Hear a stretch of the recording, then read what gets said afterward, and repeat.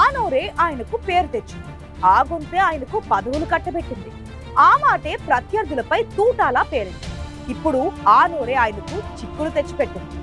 ఆ మాటే ఆయనకు చేటు చేస్తుంది.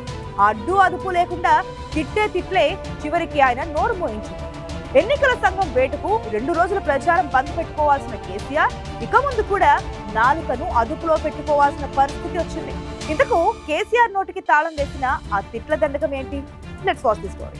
సాగినప్పుడు అంతా సజావుగానే ఉంటుంది. ఒక్కసారి కాలం తిరగబడితే తాడే పామై కాటేస్తుంది.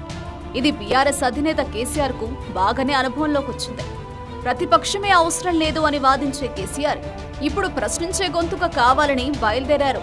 ప్రత్యర్థులపై తన మాటల తూటాలతో విరుచుకుపడే కేసీఆర్ ఇప్పుడు నన్నిట్లా తిడతారా అని నొచ్చుకుంటున్నారు. ఎవరిని పడితే కుక్కలు గాడిదలు నక్కలతో పోల్చే కేసీఆర్ ఇప్పుడు అవే మాటలకు మూల్యం చెల్లించుకుంటున్నారు. సిరిసిల్లలో కేసీఆర్ చేసిన వ్యాఖ్యలు ఎన్నికల ప్రవర్తన నియమావళికి విరుద్ధంగా ఉన్నాయని ఎన్నికల సంఘం కొరడా జులిపించింది. ఇంతకు కేసీఆర్ ఏం మాట్లాడారు? అంత చెడ్డ పదాలు ఏమున్నాయి? ఒక్కసారి చూద్దాం. రాష్ట్రంలో అధికారంలో ఉన్న కాంగ్రెస్ నాయకులను ఉద్దేశించి కేసీఆర్ దారుణమైన తిట్లు తిట్టారు. కుక్కల కొడుకుల్లారా, దొంగనా కొడుకుల్లారా, చిల్లరగాళ్లురా, లత్కోర్గాళ్లురా, ఎర్రి తొర్రిగాళ్లు, ముడ్డీ ముఖం లేనోళ్లు, దద్దమ్మలు, చవట, తెలివి లేనోళ్లు, తోక తొండం, వేటాడుతాం, వెంటాడుతాం. ఇవి కేసీఆర్ అందుకున్న తిట్ల దండకం. పక్కా చవటలు, దద్దమ్మలు, శాతగాని చవటలని అర్థమైతా ఉంది. కాళేశ్వరం గురించి, ఆ ప్రాజెక్టు గురించి వీళ్ళకు తోక తెలియదు, నా తొండం తెలియదు. ఇప్పుడు ఉన్నోనికి ఏమీ తెలియదు, ఇంటికి కూడా తెలియదు.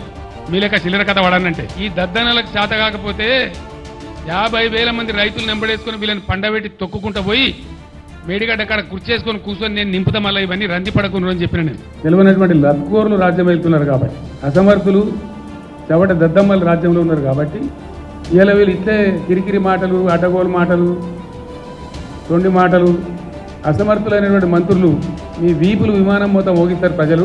పక్కా చవటలు, దద్దమ్మలు, శాతగాని చవటలని అర్థమైతా ఉంది. ఎన్నికల ప్రవర్తన నియమావళి తెలియదా అంటూ కాంగ్రెస్ బీజేపీ మండిపడ్డాయి.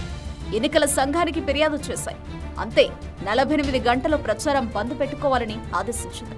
అంతేకాదు, మిగిలిన సమయంలో కూడా ఈ తిట్ల దండకం బంద్ పెట్టాలని కోరింది. ఎన్నికల ప్రవర్తన నియమావళి ప్రకారం ఏ నాయకుడైనా సరే తన గురించి ఎంత గొప్పగా అయినా చెప్పుకోవచ్చు, కానీ ఎదుటి పార్టీని తిట్టవద్దు, నిరాధార ఆరోపణలు చేయవద్దు, తిట్లు తిట్టొద్దు.